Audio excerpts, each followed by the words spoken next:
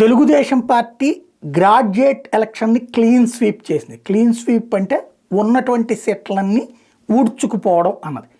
ఆంధ్రప్రదేశ్లో 3 MLC election జరిగినాయి. 2 graduate MLC, 1 teacher MLC. కాబట్టి టీచర్ ఎమ్మెల్సీని దీంతో కలపకూడదు. గ్రాడ్యుయేట్ ఎమ్మెల్సీ 2కి 2 కూడా స్వీప్ చేసి 2 చోట్ల పీడీఎఫ్ అభ్యర్థులు దారుణమైనటువంటి దెబ్బతిన్నారు. ఒకటి ఆలపాటి రాజాది మెజారిటీతో పాటు మెజారిటీ కంటే ఎక్కువ, అంటే ప్రత్యర్థికి వచ్చిన ఓట్ల కంటే ఎక్కువ మెజారిటీ వచ్చింది. అట్లాగే ఇంకొక వైపున తూర్పు పశ్చిమ గోదావరి జిల్లాల పట్టభద్రుల నియోజకవర్గ శాసనమండలి ఎన్నికల కౌంటింగ్కి ఫైనల్గా తేలినటువంటి కాన్సెప్ట్ ఏంటయ్యా అంటే ఏకంగా 70,000 పైన ఓట్ల తేడాతో విజయం సాధించడం అన్నటువంటిది. పేరాబత్తుల రాజశేఖరం ఘన విజయం సాధించారు.